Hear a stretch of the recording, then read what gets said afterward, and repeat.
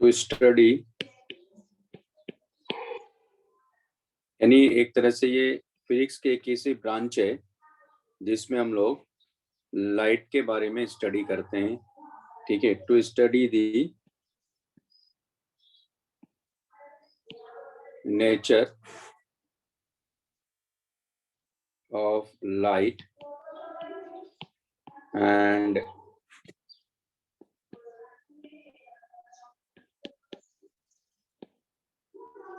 phenomena of exhibited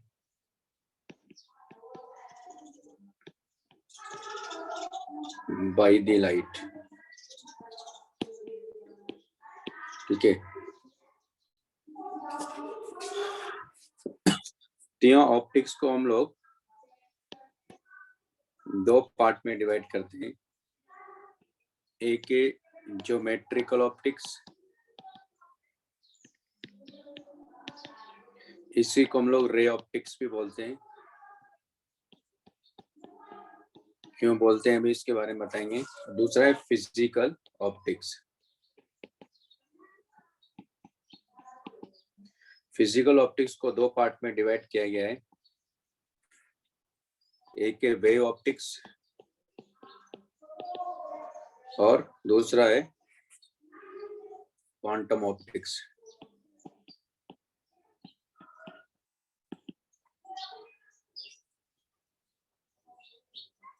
मतलब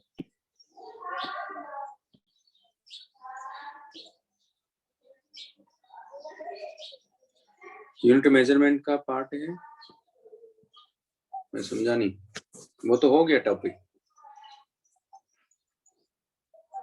हाँ, ये नया चैप्टर है ऑप्टिक्स, बोर्ड के लिए नेक्स्ट टॉपिक कर रहे हैं हम लोग। ठीक है, तो ज्योमेट्रिकल ऑप्टिक्स या रे ऑप्टिक्स तो होता है क्या एक्चुअली, जब हम लोग रे ऑप्टिक्स की बात करते हैं तो जो ऑब्स्टेकल्स और अपर्चर्स है उनके कंपैरिजन में जो रे ऑप्टिक्स है उसकी वेवलेंथ क्या होती है, नेग्लिजिबल होती है। The ray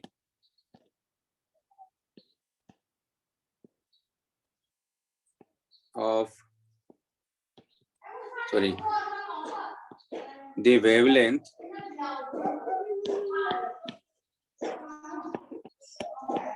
of light is negligible as compared to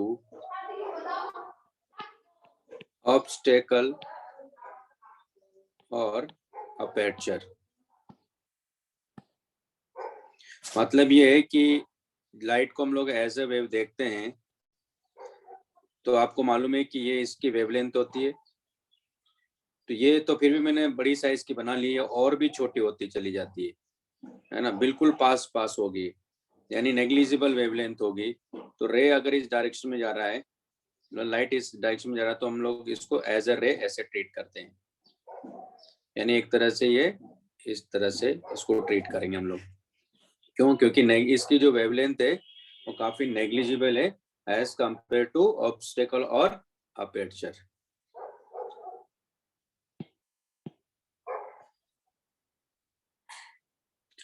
दूसरा है वेव ऑप्टिक्स।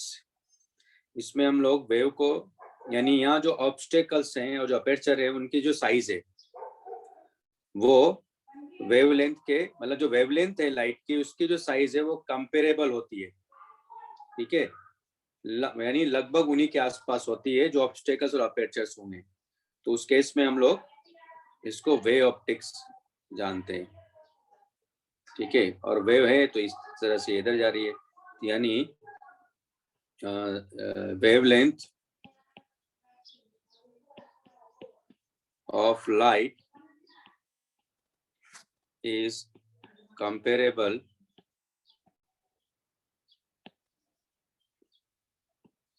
as obstacle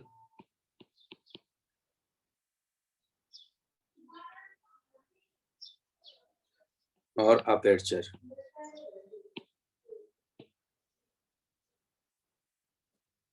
ठीक है, और इसमें काफी स्मॉल होती है, यानी एक तरह से कह सकता हूँ कि जो वेवलेंथ है वो नेग्लिजिबल होगी, यानी 0 हो जाएगी।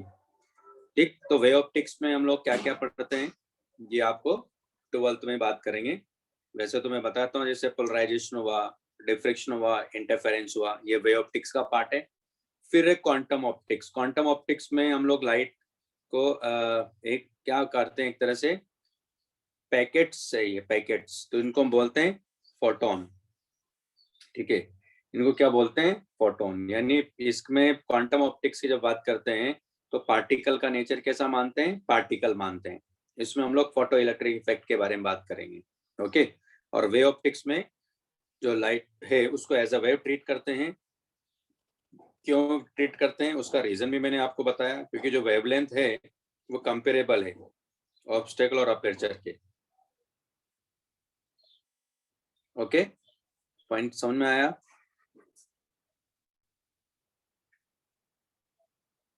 Yes sir, no.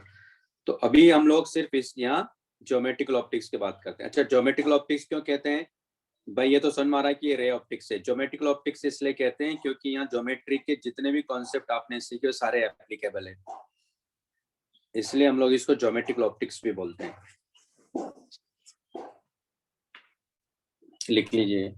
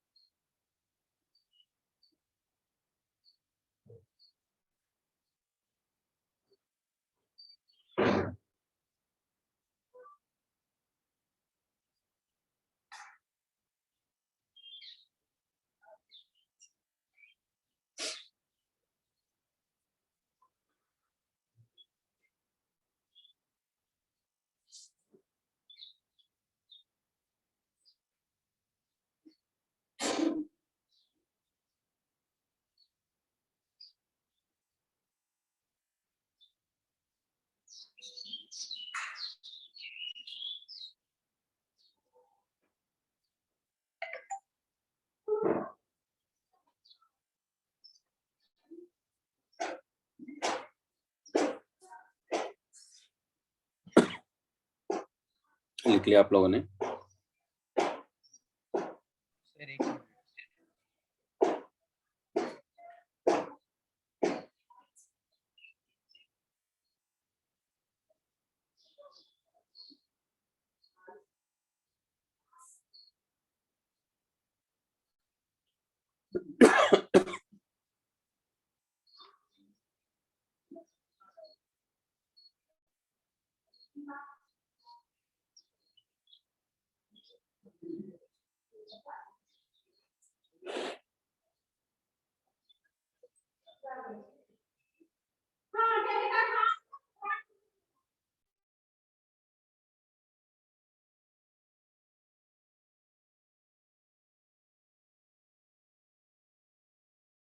हो गया सर।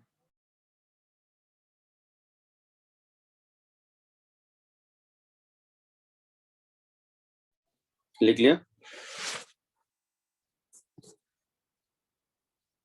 हाँ सर। अब बात करते हैं हम लोग ज्योमेट्रिकल ऑप्टिक्स की, क्योंकि अभी तो हमारे कोर्स में यही है।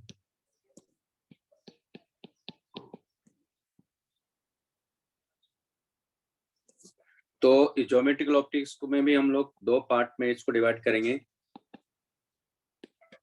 Reflection and refraction. हम लोग इन्हीं दो फिनोमेना के बारे में बात करेंगे, रिफ्लेक्शन एंड रिफ्रैक्शन। ओके, तो देखो होता क्या है एक्चुअली, मान लो कोई भी सरफेस आपने लिया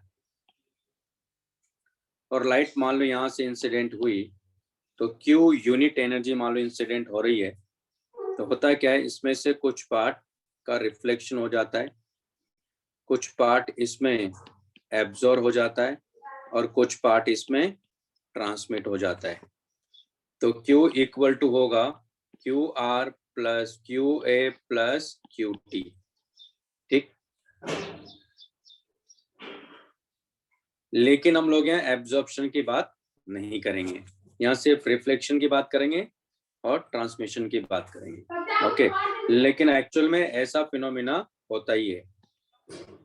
अगर हम प्रैक्टिकली बात करें तो ये फिनोमिना ही, मतलब कि लाइट रिफ्लेक्शन, आप देखो ऐसे समझो नहीं तो कि मान लो जिस रूम में आप बैठे हो उसमें विंडो है, ठीक है, उस विंडो से क्या हो रहा है, रिफ्लेक्शन भी होता है, आपके रूम में लाइट का ट्रांसमिशन भी हो रहा है, और वो जो मीडियम है यानी जो ग्लास है वो भी हीट अप हो जाता है। हीट अप होने का मतलब क्या हुआ कि वो एनर्जी एब्जॉर्ब कर रहा है, लेकिन हम लोग उसके बारे में यहाँ बात नहीं करेंगे कि एब्जॉर्प्शन हो रहा है। ठीक है, हम लोग यहाँ एब्जॉर्प्शन वाला पार्ट को नेग्लिजिबल मानेंगे। यहाँ सिर्फ हम लोग रिफ्लेक्शन एंड ट्रांसमिशन के बारे में ही बात करेंगे, यानी एक तरह से रिफ्लेक्शन के बारे में बात करेंगे यहाँ।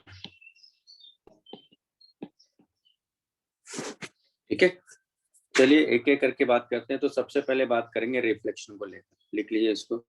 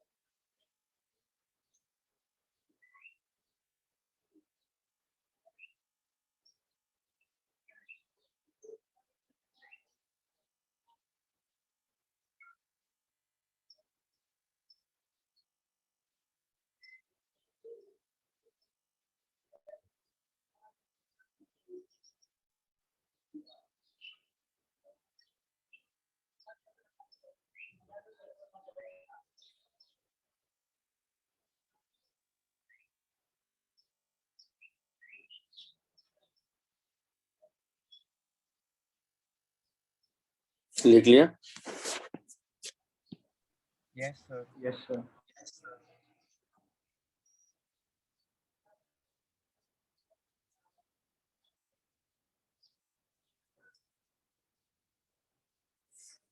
तो चलो सबसे पहले बात करेंगे हम लोग रिफ्लेक्शन की, यानी लॉज ऑफ रिफ्लेक्शन।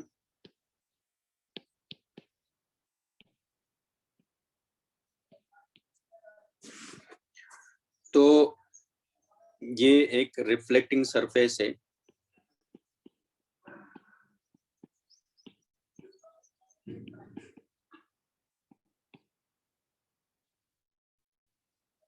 और ये नॉर्मल है। लाइट यहाँ ऐसे इंसिडेंट हो रही है, ये एंगल ऑफ इंसिडेंस है, इसको इंसिडेंट रे बोलते हैं। तो यहाँ से लाइट रिफ्लेक्ट होगी, इसको हम लोग रिफ्लेक्टेड रे बोलते हैं। और ये जो एंगल है ये आर है। लॉज ऑफ रिफ्लेक्शन क्या कहता है, और ये जो है ये नॉर्मल है जो कि सरफेस के परपेंडिकुलर होगा। जिस रिफ्लेक्टिंग सरफेस पर लाइट इंसिडेंट हो रही है तो उसी को नॉर्मल बोलते हैं, हमने सीखा ही है लॉज ऑफ मोशन में भी। तो लॉ क्या कहता है, इंसिडेंट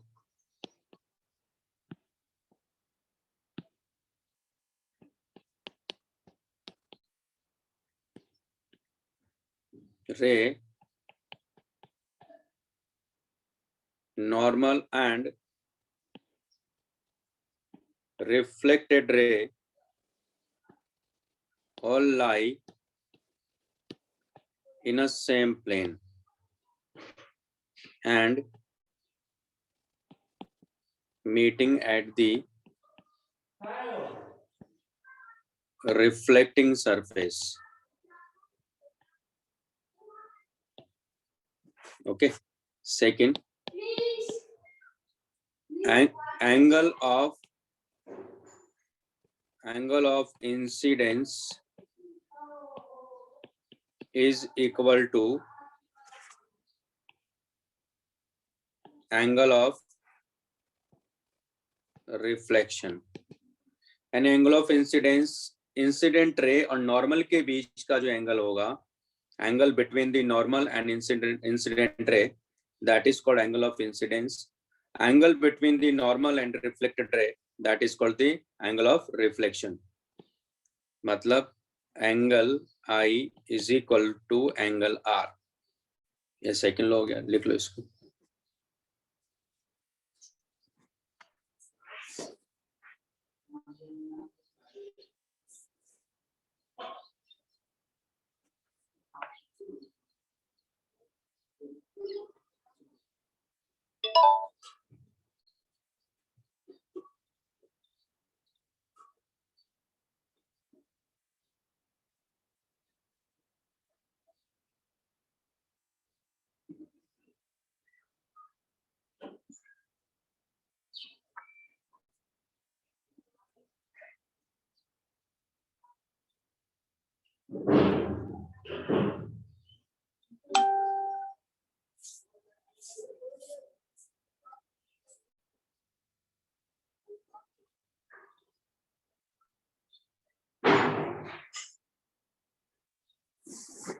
लिख लिया.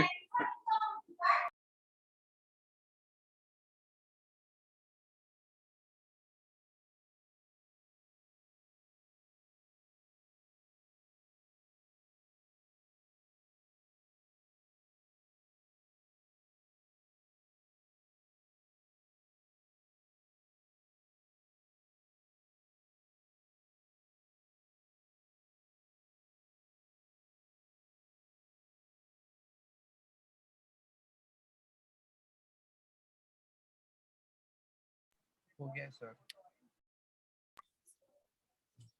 1 मिनट.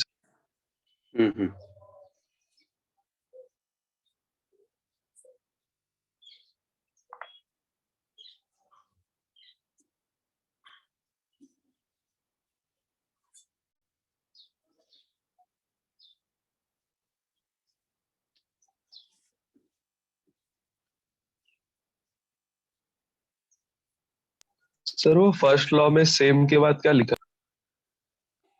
एंड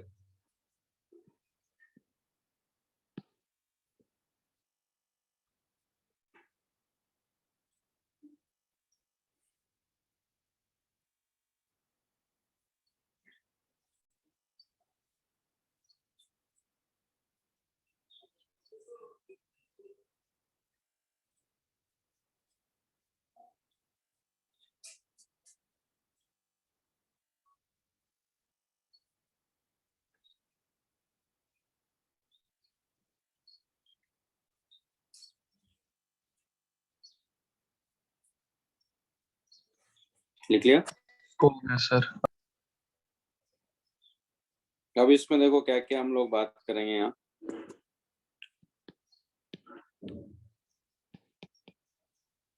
रिफ्लेक्टिंग सरफेसेस, इसमें हम बात करेंगे एक तो प्लेन मिरर के बारे में और दूसरा है कर्व्ड सरफेस के बारे में. कर्व्ड सरफेस में हम लोग दो मिरर के बारे में बात करेंगे यहाँ. एक होगा कॉनकेव मिरर और दूसरा होगा कॉन्वेक्स मिरर.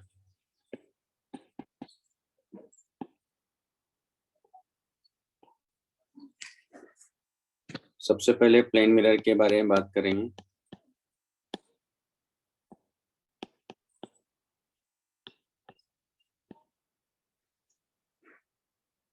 ठीक है, तो पहला point,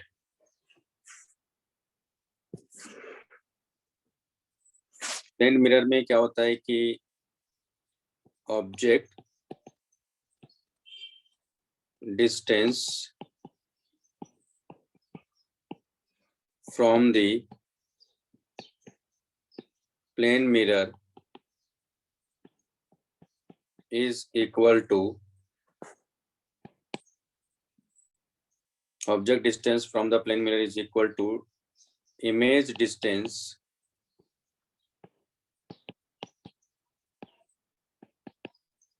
from the plane mirror। ठीक है, ये लिख लो पहले।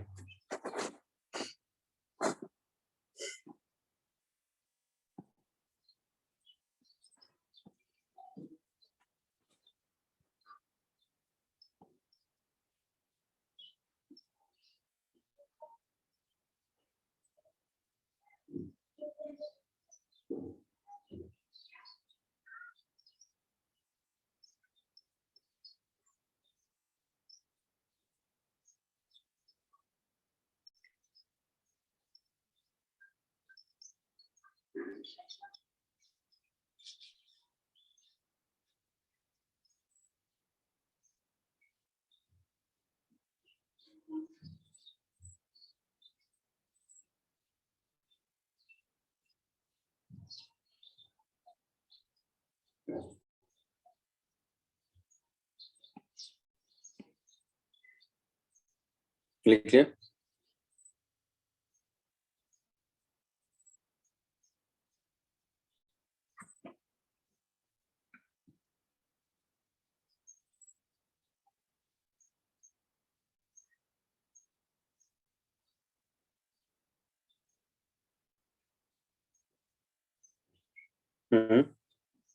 आंसर हो गया। तो मतलब क्या है यहाँ देखो। अच्छा, एक पॉइंट और लिखवा देता हूँ पहले।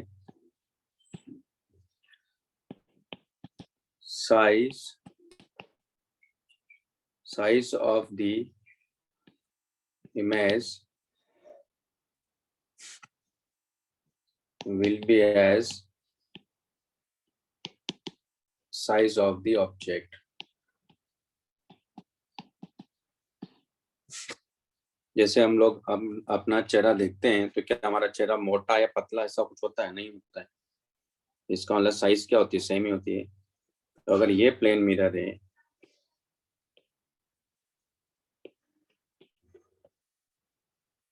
और अगर मान लो कोई ऑब्जेक्ट यहाँ रखा है, मान लो जैसे कि अगर मैं कैंडल बनाता हूँ,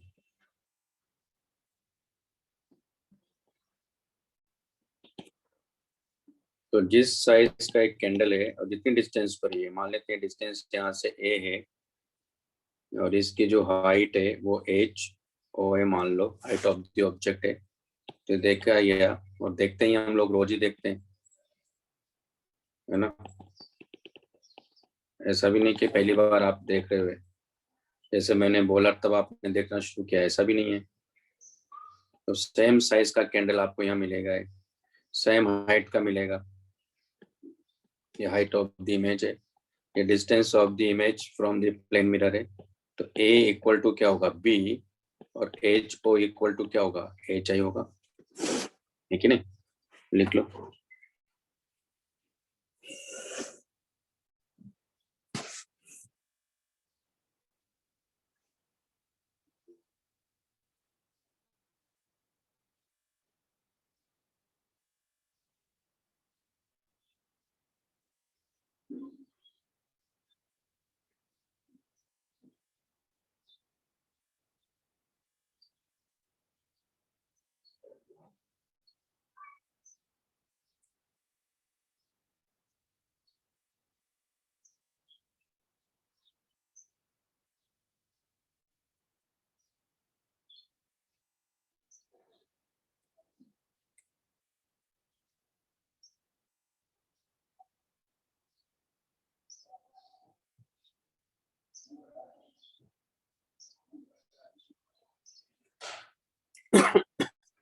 लिख लिया? Yes, sir. तीसरा पार्ट है इसमें, अगर मान लो दो इंक्लाइंड प्लेन है और दोनों किसी एंगल पे इंक्लाइंड है, तो मतलब दो प्लेन मिरर्स है और वो किसी एंगल पे इंक्लाइंड है और उनके बीच में कहीं ऑब्जेक्ट को रखा है, तो नंबर ऑफ इमेजेस कितनी फॉर्म होगी? ठीक है, तो number of images are formed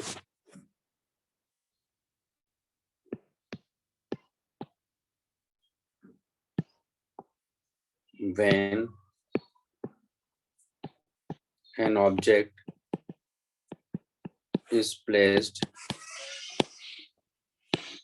between two inclined plane mirrors. Okay.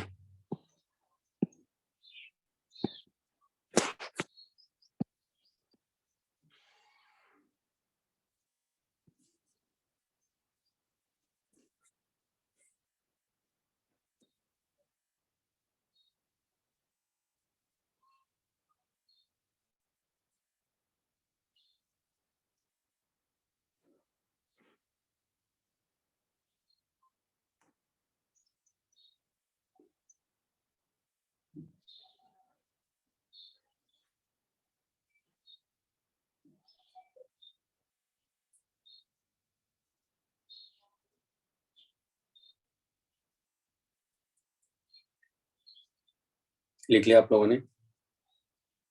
हाँ सर। देखो कैसे, कि मान लो जैसे कि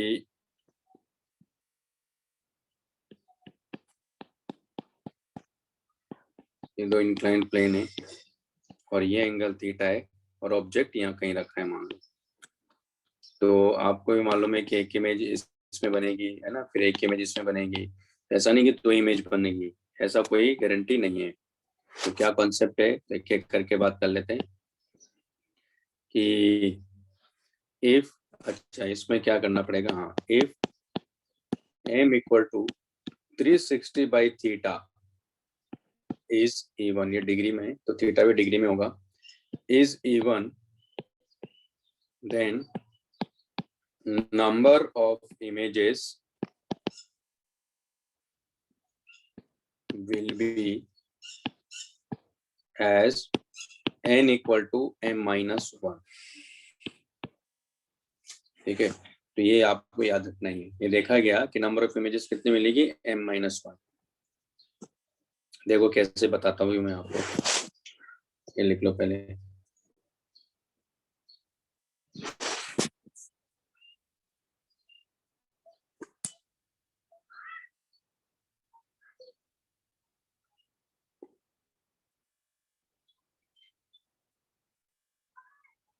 लिखिए,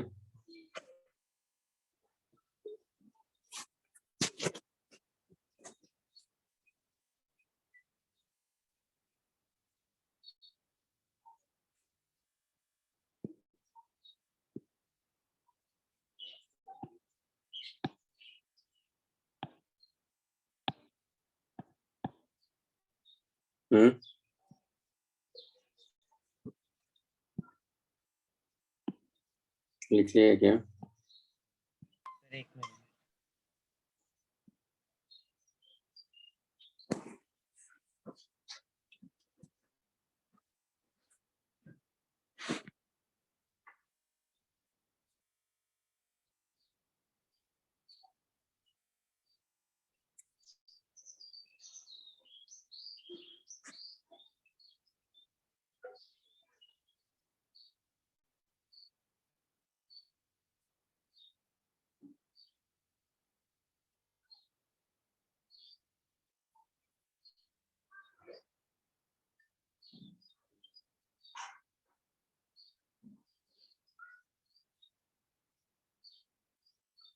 Yes, sir.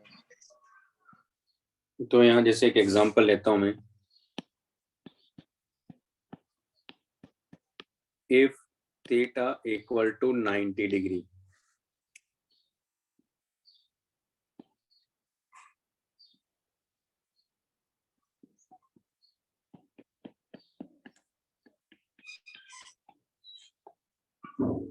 तो अगर मान लो मैंने यहाँ कोई ऑब्जेक्ट रखा है और ये जो इंटरसेक्शन है हमारे पास,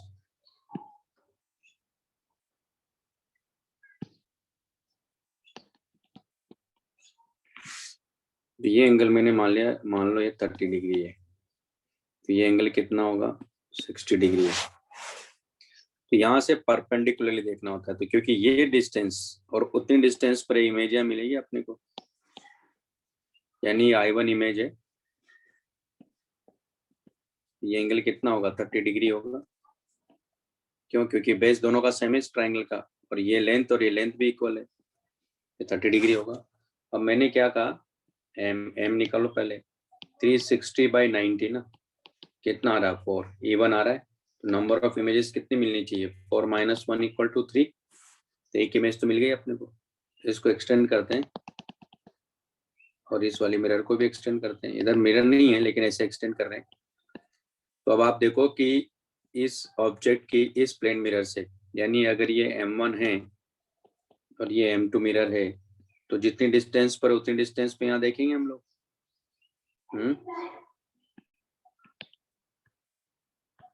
तो आप देख रहे हो कि ये हमारे पास कितना आ जाएगा,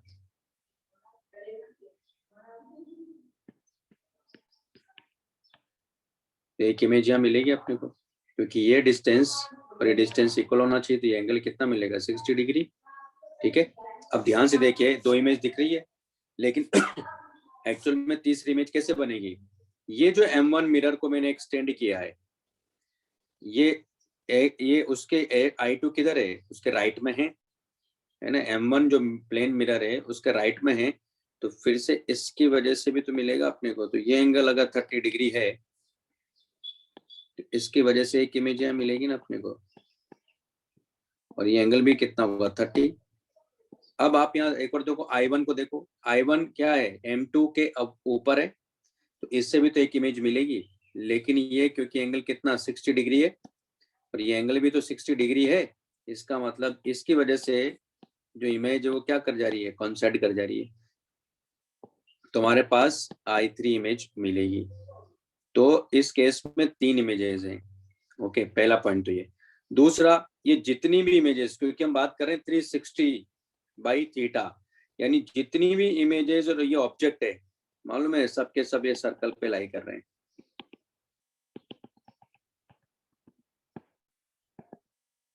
तभी तो हम लोग 360/θ की बात कर रहे हैं, और इनका जो इंटरसेक्शन है वो क्या देगा आपको, वो इस सर्कल का सेंटर देगा। तो इमेजेस और ऑब्जेक्ट सबके सब सर्कल पे लाई कर रहे हैं। ओके, लिख लो इसको। अब मैं आपको इसका रे डायग्राम बनाता हूँ, तो उससे समझ में आएगा कि I3 बना कैसे, तो अभी क्लियर हो जाएगा आपको।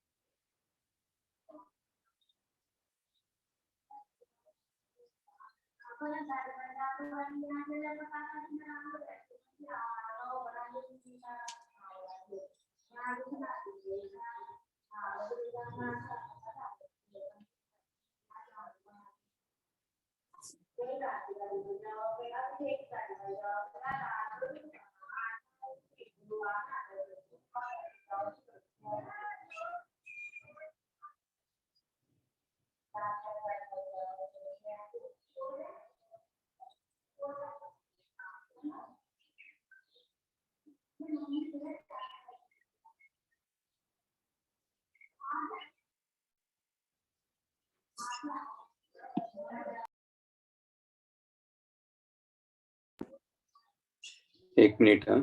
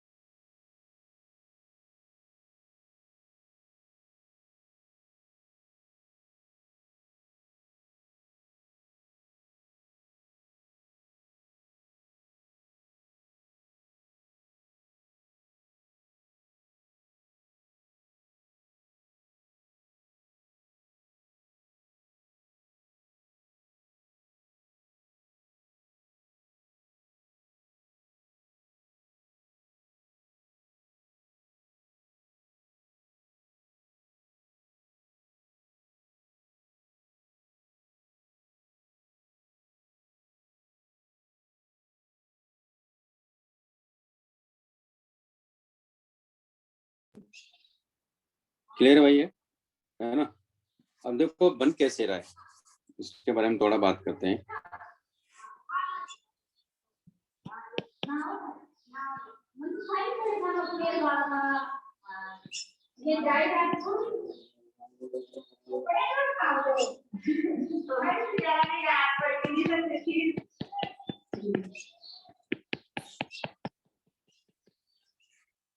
तो यहाँ ये ऑब्जेक्ट है,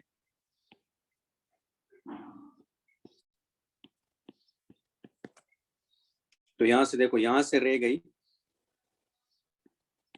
और ये रिफ्लेक्ट होके वापस आ जाएगी और ये रे जाएगी यहाँ, तो उतने एंगल पे क्या होगा, इसका रिफ्लेक्शन होगा ना।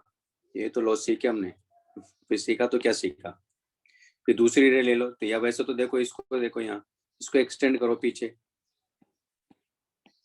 तो यहाँ जाके मिलेगी। उसी तरह दूसरी एक और रे ले लो, चलो, तो ये रे है, तो मालूम है इसका रिफ्लेक्शन भी इस तरह से होगा कि इसको पीछे एक्सटेंड करेंगे तो यहाँ से आ रही होगी ये रे। ठीक है, तो ये एक इमेज यहाँ बन रही है। उसी तरह ये ले लो, मान लो ये रे लिया हमने, तो उतने एंगल पे क्या होगा, यहाँ से रिफ्लेक्शन होगा इसका, तो यहाँ से ये रे ऐसे जाएगी। अब ये रे ऐसे जाएगी तो ये इस पर भी तो आएगी, इस प्लेन मिरर पे भी तो, इस प्लेन मिरर पर आएगी। तो ये जो मैं जो इधर दोनों से मिला के जो I3 बोल रहा हूँ मैं, वो इसी की वजह से तो मिल रही है, क्योंकि यहाँ से रिफ्लेक्शन होकर जब लाइट जाएगी तो ये पीछे से आ रही होगी नहीं लाइट ऐसे, एक तरह से, तो यहाँ से लाइट ऐसे रिफ्लेक्ट होके जा रही। ठीक है, एक और रे ले लो, चलो, मान लो ये रे लिया हमने, तो ये यहाँ से ऐसे आ रही होगी, मतलब यहाँ से रिफ्लेक्ट होके सेम एंगल पर रिफ्लेक्शन होगा, तो ये ऐसे जाके ये लाइट रे इस वाले प्लेन मिरर पर आ रही है, उसके बाद इसका रिफ्लेक्शन होगा। तो मैं देखो अब मैन्युअली बना रहे हैं तो उस हिसाब से मैं देख रहा हूँ इसमें, तो यहाँ से ये रे ऐसे रिफ्लेक्ट होके जा रही है आई बासन में, तो इस तरह से ये I3 इमेज भी मिल रही है अपने को। पॉइंट मेरे ख्याल से क्लियर हो गया होगा कि कैसे रे डायग्राम बनाते हैं। क्लियर है? Yes sir. हम्म।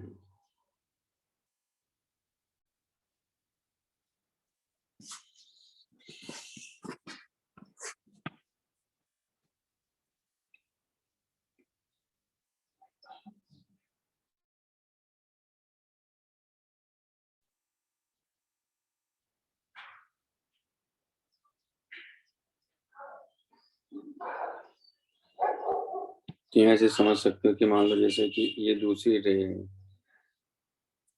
ये इधर आई, फिर इधर से इसका रिफ्लेक्शन हो रहा है इसको,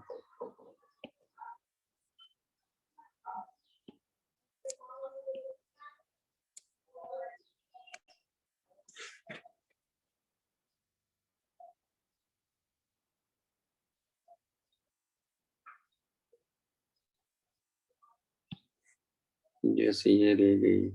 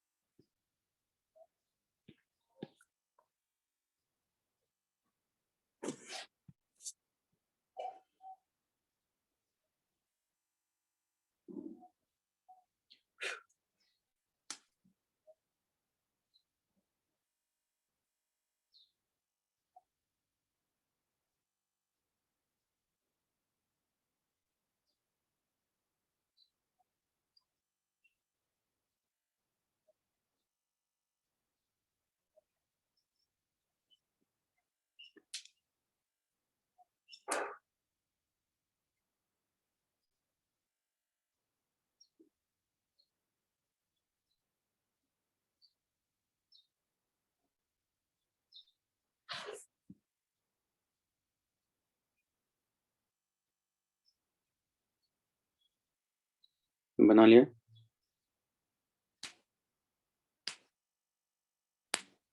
हाँ sir.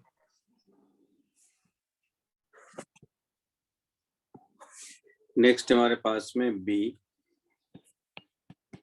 If m equal to 360 by theta is odd, तो इसमें दो पार्ट देखेंगे।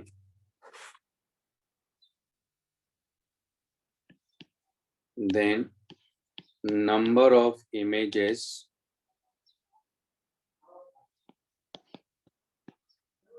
formed as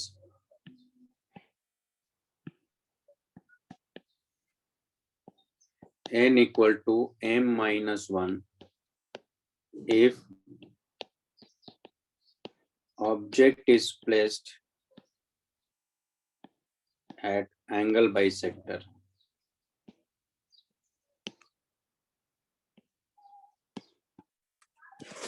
दूसरा n equal to m if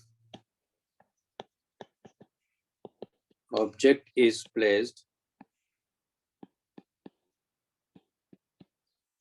other than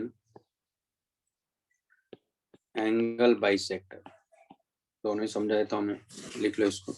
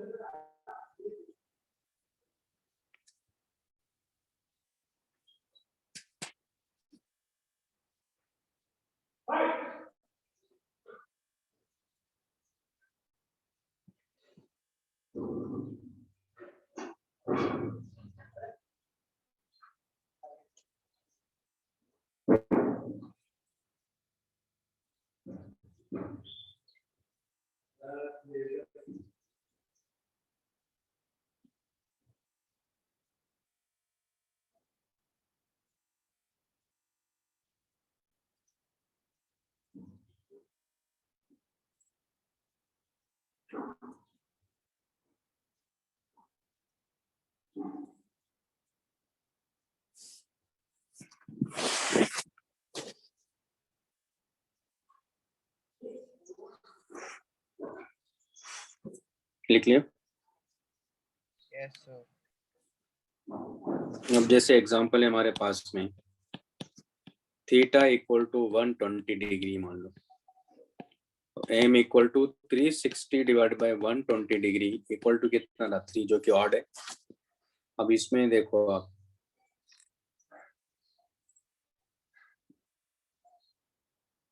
sorry, angle कितना होना चाहिए 120।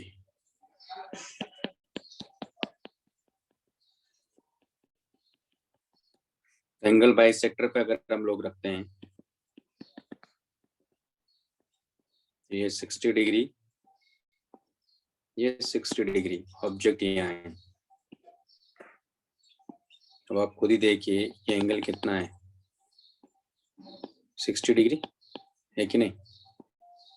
तो अब 60 डिग्री है, तो यानी इसकी वजह से इमेज क्या मिलेगी अपने को, यही तो मिलेगी। यानी इस अगर ये M1 है तो यानी M2 पे मिल रही, तो अब M2 पे मिल रही तो अभी इसका तो रिफ्लेक्शन होगा ही नहीं, तो ये I1 हो गया, क्योंकि M2 पर जाके M2 पे जाके ये क्या हो रहा है, बन रहा है इमेज।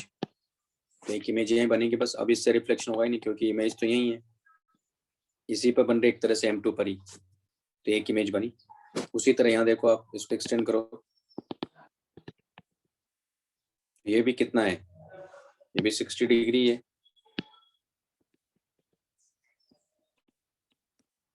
यहाँ भी इमेज इसके परपेंडिकुलर देखेंगे, मैन्युअली है तो ऐसा ही बनेगा। वो तो खैर ये I2 है, दो इमेज मिल रही, क्योंकि ये भी इस पर लाई कर रही है M1 पर, लेकिन ये तीनों किस पर है, ये तीनों जो हैं इस सर्कल पे लाई कर रहे हैं, और ये इनका सेंटर है। लेकिन अगर मान लो मैं अदर देन एंगल बाइसेक्टर रखता हूँ, सेकंड केस अगर मैं बात करूँ, ये पहला है, ये दूसरा है। तो उस केस में देखिए आप,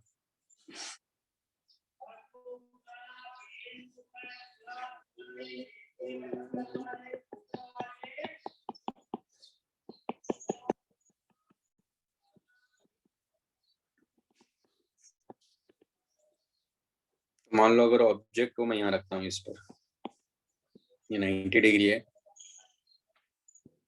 तो ये ऑब्जेक्ट है यहाँ, ये एंगल कितना होगा 30 डिग्री, और ये 90 डिग्री है। तो आप देख रहे हो कि ये एंगल कितना है 60 डिग्री। ये जो इमेज मिलेगी अपने को कहाँ मिलेगी, इसकी वजह से यहाँ मिलेगी। क्यों?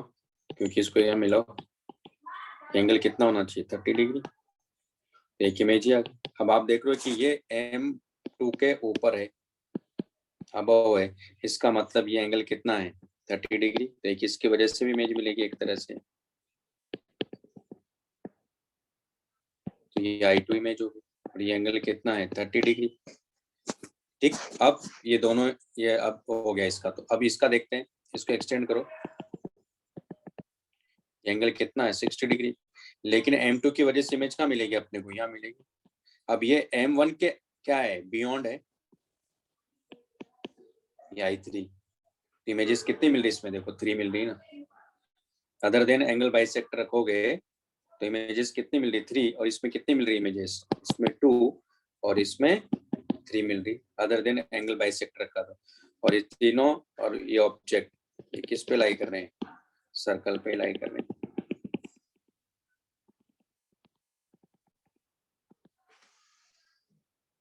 ठीक है भाई, तो ये इन दोनों में कोई दिक्कत नहीं आएगी, ऑड इवन मिलता है कोई दिक्कत नहीं है। दिक्कत आती है जब ये ऑड ना ऑड होता है ना इवन होता है, यानी इंटीजर होता ही नहीं है। जब इंटीजर नहीं होता तो फिर कैसे चेक करना है, कैसे देख कहेंगे कि ये करेक्ट है। तो आपकी स्टेट बोर्ड की बुक में गलत लिखा है, उसने कहा कि जो इंटीजर पार्ट होगा ना उतनी इमेजेस मिलती, नहीं, ऐसा नहीं होता है, वो स्टेटमेंट रॉन्ग है। ठीक है, मैं भी आपका एक एग्जांपल लूंगा जिसमें आप देखोगे कि इमेजेस मतलब जरूरी नहीं है इवन उसका इंटीजर पार्ट होगा, नहीं, उस क्या बनेगा अभी बताता हूँ मैं आपको, वो भी बताता हूँ मैं आपको। ये लिख लो पहले।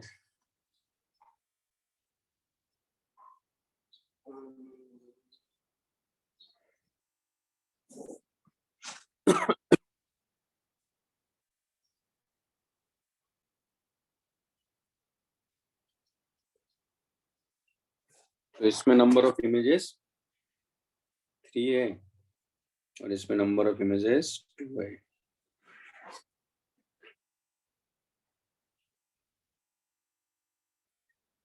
बात समझ में आ रही है ना? हाँ सर। वैसे तो एक और मेथड होता है,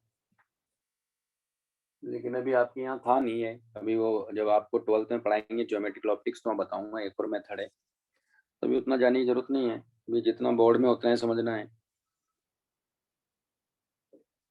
उसमें ये सब करने की जरूरत नहीं होती, उसमें बस एक पॉइंट याद रखना है बस, उसमें सारा हो जाता है। फिर बताएंगे उसके बारे में।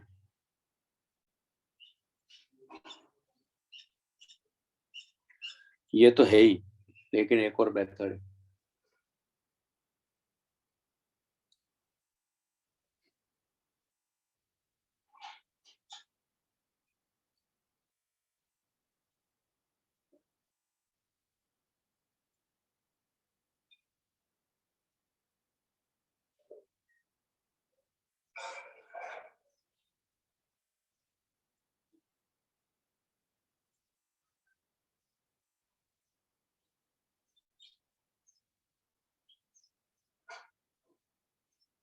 लिख लिया? Yes sir. No sir.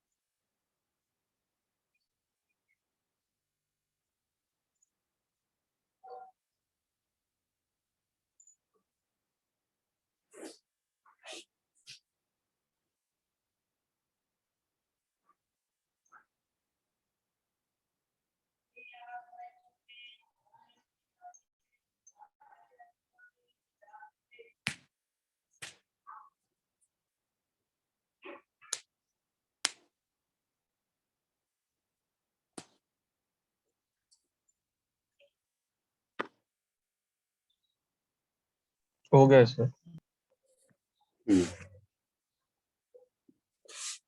तो नेक्स्ट हमारे पास में if m equal to 360 by theta is not integer,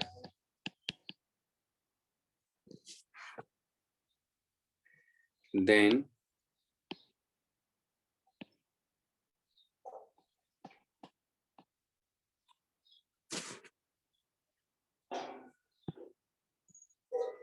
है ना, ये इंटीजर नहीं है, तो देखो क्या करेंगे। तो आप ये नहीं करना है कि इसका जो इंटीजर पार्ट आएगा वो आंसर हो गया, नहीं।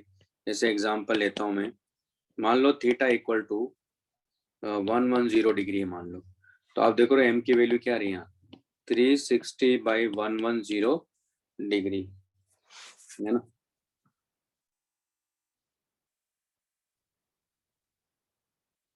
Three six zero divided by 110, यानी ये वैल्यू आ रही है 3.2727 ऐसा है, तो 3.27 ले लिया मैंने। तो इसका आंसर 3 नहीं है, ये नहीं कह सकते आप 3 इसका आंसर हो गया। हाँ हाँ, क्या होगा देखते हैं। पहला केस जैसे इसमें लेता हूँ, मान लो मैं,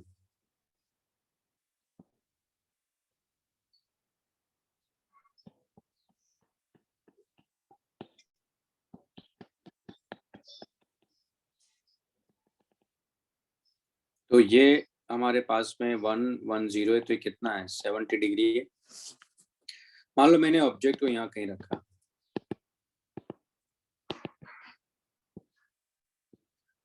तो आपको काउंट करना ही है। कैसे काउंट करके देखना है वो आपको। ये एंगल कितना हो गया, ये एंगल 20 डिग्री हो गया, नहीं सॉरी, हाँ 20 डिग्री हो गया, क्योंकि 90 डिग्री है ना पूरा। तो एक इमेज कहाँ मिलेगी अपने को, यहाँ मिलेगी। तो इस तरह से आपको काउंट करके आंसर लाने हैं। यानी कितना हो गया, 20 डिग्री पर ये I1 मिलेगा। फिर ये एंगल कितना है, ये 50 डिग्री है। एक और इमेज यहाँ इसकी वजह से मिलेगी, ये 50 डिग्री पर।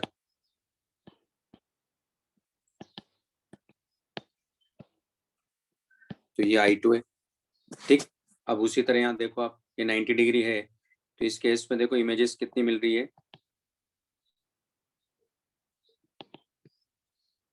सॉरी ये पूरा एंगल कितना है, 90 डिग्री है ना। तो यानी 90 डिग्री तो इमेज है क्या मिलेगी आपको। अब आप देखो ये जो इमेज मिल रही है I3, ये अगर M1 मिरर है, ये M2 है, तो आप देखो इसके बियॉन्ड जा रहा है ना, क्योंकि ये एंगल कितना जाएगा यहाँ, 70 डिग्री जाएगा ना। तो इसके यानी M1 के बियॉन्ड बन रहा है, इसका मतलब कोई रिफ्लेक्शन नहीं होगा M1 से। तो 3 इमेज मिल रही है इसमें, तो नंबर ऑफ इमेजेस कितनी इसमें, 3 है ना। लेकिन ये क्या है, अदर देन एंगल बाइसेक्टर है, फिर भी 3 मिल रही। मिलना कितना चाहिए था, अदर देन एंगल बाइसेक्टर होता तो एक का मिलना नहीं, सॉरी मतलब वही उतनी ही मिलनी चाहिए थी अदर देन एंगल बाइसेक्टर, तो ठीक है कोई बात नहीं। लेकिन इसको चेंज कर लेते हैं, अगर एंगल उस पर रख देते हैं, एंगल बाइसेक्टर पे, तब कितनी मिलेगी,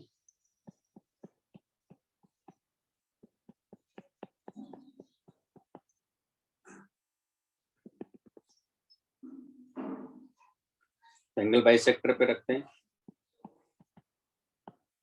यहाँ ऑब्जेक्ट है, तो ये एंगल कितना होना चाहिए, 55 डिग्री। ये भी कितना होना चाहिए, 55 डिग्री। ये एंगल कितना है, 70 डिग्री। तो एक इमेज का मिलेगी अपने को 55, यानी एक इमेज यहाँ मिलेगी। तो ये I1 हो गया, और ये एंगल कितना है, 55। आप देख रहे हो कि ये एंगल कितना है, 15 डिग्री, यानी इसकी वजह से एक इमेज मिलेगी, ठीक है। उसके बाद देखो आप यहाँ इसको एक्सटेंड करो, ये पूरा एंगल कितना है, 70 डिग्री, लेकिन ये 55 है, तो इस ऑब्जेक्ट के एक इमेज का मिलेगी आपको यहाँ, एक इमेज यहाँ मिलेगी कितने एंगल पर, 55 पर। ये एंगल कितना है, 15 डिग्री, इसके यानी M1 के ऊपर ही बन रहा है, इसकी वजह से फिर इमेज मिलेगी, ये 15 डिग्री है। तो आप देख रहे हो ये I3 है, ये I4 है, इसमें तो नंबर ऑफ इमेजेस 4 मिल रही, जबकि तो एंगल बाइसेक्टर भी बन रहा है, जबकि एक कम होना चाहिए था, लेकिन यहाँ तो एक बढ़ गई।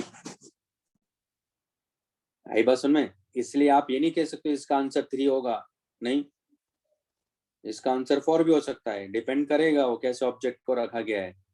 तो फिर काउंट करेंगे, जैसे मैं काउंट कर रहा हूँ ऐसे, तो नंबर ऑफ इमेजेस 3 भी बन रही है, 4 भी बन रही है, तो वो स्टेटमेंट गलत हो गया वहाँ, तो उसको काट दीजिएगा बुक में से, ऐसा कुछ होता ही नहीं है। ठीक है, बात समझ में आ गई? और ये सब सर्कल पे लाई कर रहे हैं, है ना?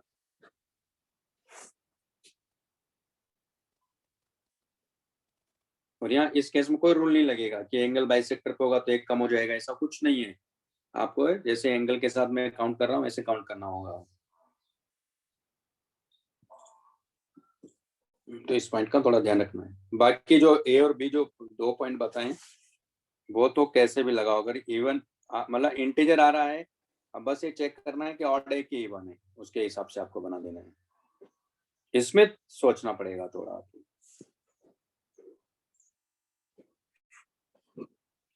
तो ये प्लेन मिरर का कॉन्सेप्ट हो गया। अब बात करते हैं स्फेरिकल मिरर की, लिख लीजिए इसको।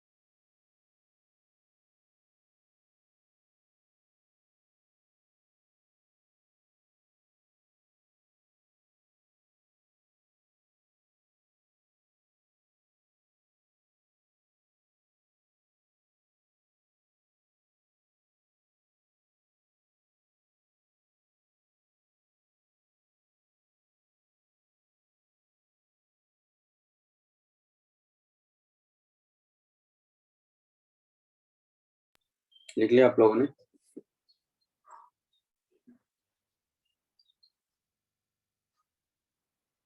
हाँ सर। No sir. लिखिए।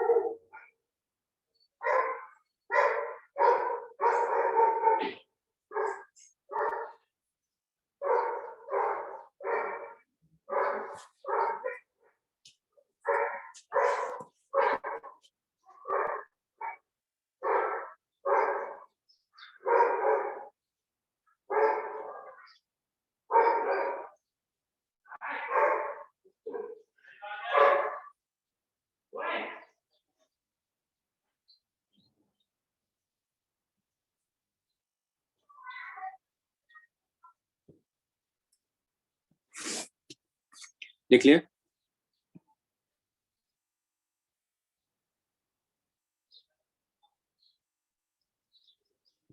यस और नो लिख लिया क्या? हाँ सर।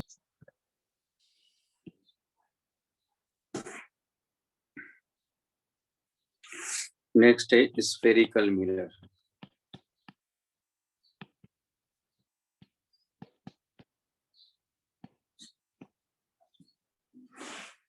यानी हम कॉनकेव और कॉन्वेक्स मिरर की बात कर रहे हैं, जो कि कर्व्ड सरफेस भी है, कर्व्ड रिफ्लेक्टिंग सरफेस है। तो ये मान लो हमारे पास में एक स्फेयर है ना, इस तरह से। तो अगर मैं सिर्फ इतना पार्ट स्फेयर का लेता हूँ और इसको अगर आपने बाहर से सिल्वर किया हुआ है यानी पॉलिश किया हुआ है, तो ये जो मिरर बनाते हैं हम लोग, इसको बोलते हैं कॉनकेव मिरर, क्योंकि कैविटी इसके अंदर एक तरह से कॉनकेव, और है ना। और ये इस स्फेयर का सेंटर है, जिसको सेंटर ऑफ कर्वेचर कहते हैं। और ये जो पॉइंट है यहाँ, ये पी पॉइंट, जिसको पोल कहेंगे, यानी मिरर का मिड पॉइंट जो होता है वो पोल होता है। इन दोनों को जो मिलाएंगे ये इसकी प्रिंसिपल एक्सिस है। ठीक है, तो अगर इसके रेडियस में कहता हूँ कि ये आर है, तो आर इसके रेडियस ऑफ कर्वेचर है, किसकी? ये जो मिरर है। तो ये हमारे पास में कॉनकेव मिरर है। आर क्या है? Radius of curvature. जिस स्फेयर का ये मिरर पार्ट है उसकी रेडियस है। पी क्या है? Pole, mid point of the mirror. C क्या है? Centre of curvature.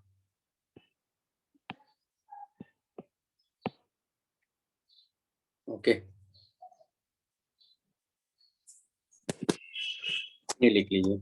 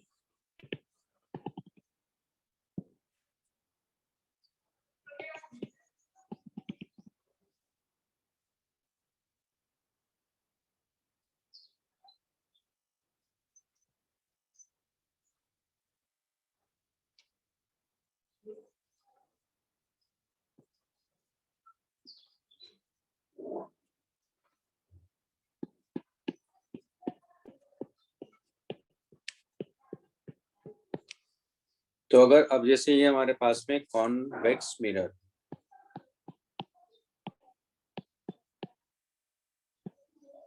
तो ये पोल है और ये सेंटर है। तो जब स्फेयर को अंदर के साइड से पॉलिश करते हैं, इसका जैसे इसका रिफ्लेक्टिंग सरफेस इधर है ना, इधर क्या है? रिफ्लेक्टिंग सरफेस है इसका।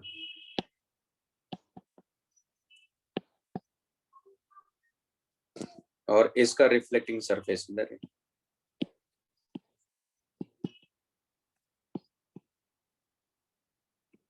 ठीक, अब इसमें हम लोग फोकस की भी बात करेंगे।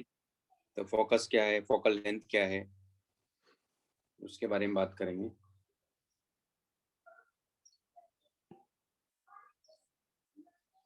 ये बना लो, तो सेम यहाँ भी वही है, और ये प्रिंसिपल एक्सिस है।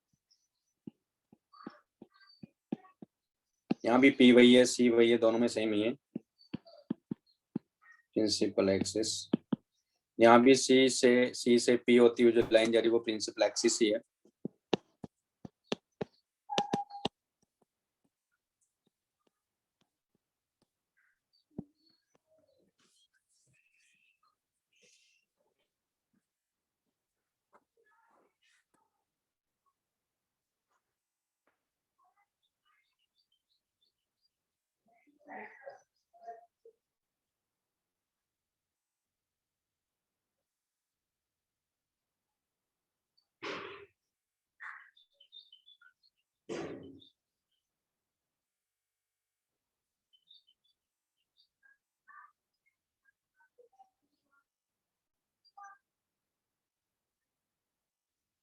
क्लियर है भाई पॉइंट सबको ये?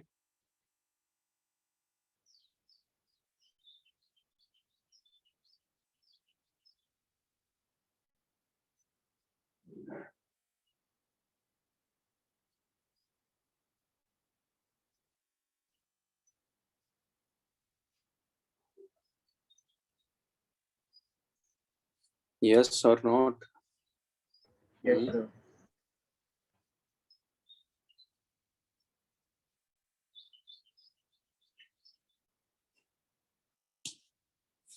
लिख लिया आप लोगों ने?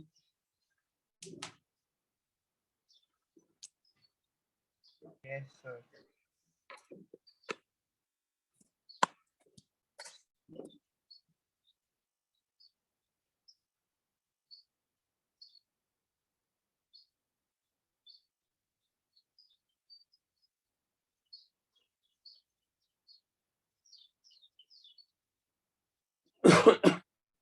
हम नेक्स्ट पॉइंट हमारे पास में focus, focal length and focal plane.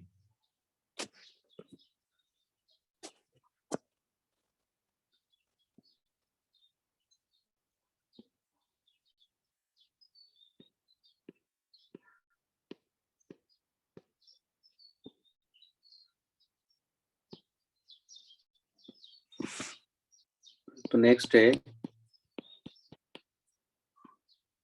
Focus, focal length and focal plane.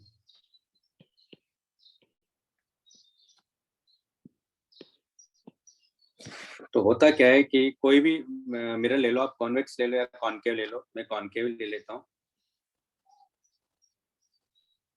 तो ये हमारे पास में कॉनकेव मिरर है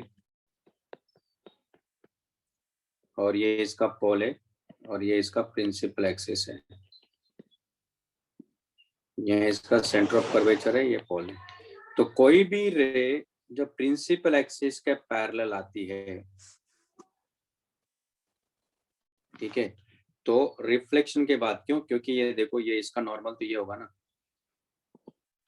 थोड़ा इसके बारे में बताता हूँ, नॉर्मल क्यों बोल रहा हूँ, आपको मालूम है वैसे तो, क्योंकि देखो ना ये सेंटर है ना इस पैर का, तो इस पॉइंट को मिलाओ तो ये हमेशा क्या देगा आपको, नॉर्मली तो देगा ना, ये तो मालूम है सबको। इस पॉइंट को मिलाओ, यानी दोनों पॉइंट को मिलाओ, ये हमेशा क्या होंगे, यानी हमेशा 90 डिग्री होगा कि नहीं होगा, ये 90 डिग्री होगा कि नहीं होगा। ये बात समझ में आ रही है सबको? यस और नॉट?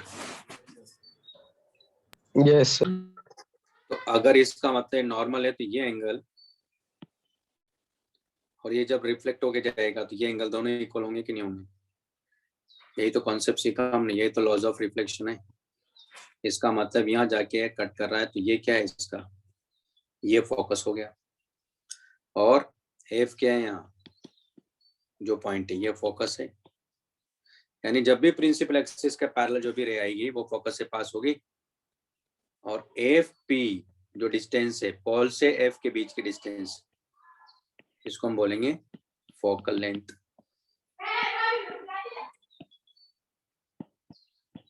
बात समझ में आई? फोकल प्लेन क्या है? अ plane which is passing through the focus and perpendicular to the principal axis, उसको बोलते हैं focal plane.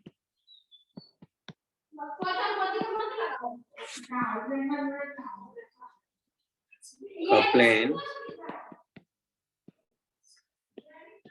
which is passing through focus and perpendicular to the principal axis।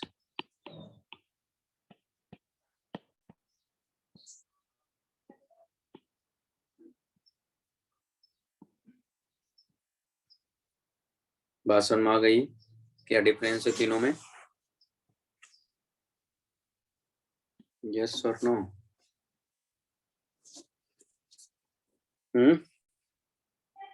Yes, sir. नहीं समझ में आया? Sir.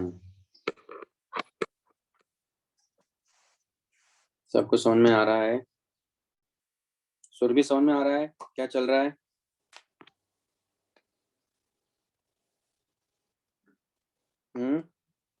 सुरभि क्लास में नहीं है। फरहान,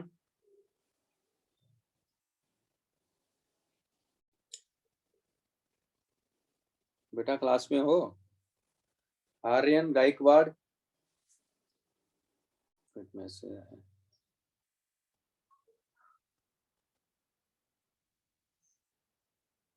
ओके, समझ में आ रहा है ना? कोई दिक्कत नहीं ना? ओके, नहीं समझ में आए तो बता दीजिएगा, कोई दिक्कत नहीं है ना। अथर्व, दर्श, केतकी, मौसमी, रूही, तहा, बेटा सबको समझ में आ रहा है? Yes sir.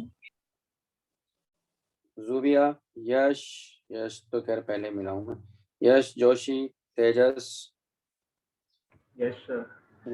Yes, sir.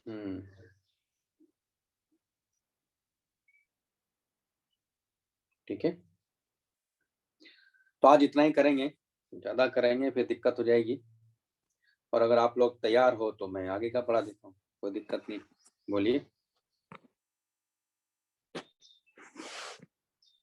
ये तो मैं नेक्स्ट क्लास पे लगवाता हूँ मैं, ये टॉपिक में थोड़ा सा टाइम जाएगा ही, भले ही बोर्ड का है। बोर्ड का मैं देख रहा था काफी सारा इसमें क्वेश्चन दिया, पूरा जेई एडवांस का क्वेश्चन डाल रखा है इन्होंने बोर्ड में। ठीक है, तो आपका तो मान के चलो कि जो 12th में मैं पढ़ाने वाला हूँ आपको, पहला टॉपिक जो है 12th में, जब हम लोग अप्रैल में स्टार्ट करेंगे वापस, तो वो पहला टॉपिक ही ज्योमेट्रिकल ऑप्टिक्स है। तो सारे कॉन्सेप्ट इन्होंने स्टेट बोर्ड की बुक में डाल दिए। क्या नहीं था उसमें, मैं देख रहा था माइक्रोस्कोप का मतलब वो दिया हुआ है उसमें, रिजॉल्विंग पावर, ये सब दिया हुआ है उसमें, उसका मैग्निफिकेशन, मैग्नीफाइंग पावर सब डाल दिया है, रेनबो भी डाल दिया है, सब है, डिस्पर्शन है, प्रिज्म है, सब सारा सब कुछ जितना वहां पढ़ेंगे सारा सब कुछ यहाँ। तो ये मान के चलो थ्योरी पार्ट तो आपका वैसे भी यहाँ हो जाएगा, है ना, तो अच्छे से कर लेना इसको। ठीक है, चलो फिर मैं फिर से वापस से क्लास लेता हूँ, है ना। मॉर्निंग में चलेगा, कोई नहीं है ना, किसी को कोई प्रॉब्लम नहीं होगा ना मॉर्निंग में, क्योंकि इवनिंग में तो क्या है ना क्लासेस रहती है आपकी, तो फिर वो हो नहीं पाता। मेरी भी क्लास रहती है मॉर्निंग में, मैं जनरली फ्री रहता हूँ, तो बोर्ड की क्लास मॉर्निंग में ले लिया करेंगे। चलेगा, कोई दिक्कत है किसी को हो तो बता देना मुझे, है ना। ठीक है, तो करवा दूंगा, ये टॉपिक भी मैं करवा दूंगा, इलेक्ट्रोस्टैटिक्स वाला पार्ट भी करवा दूंगा बोर्ड के लिए। वैसे तो ये सारी चीजें फिर से हम पढ़ेंगे ही, लेकिन वो नहीं सोचना है, हम तो ये समझ रहे हैं कि चलो बोर्ड का ही पढ़ रहे हैं अभी। चलिए फिर, ओके, बाय बाय।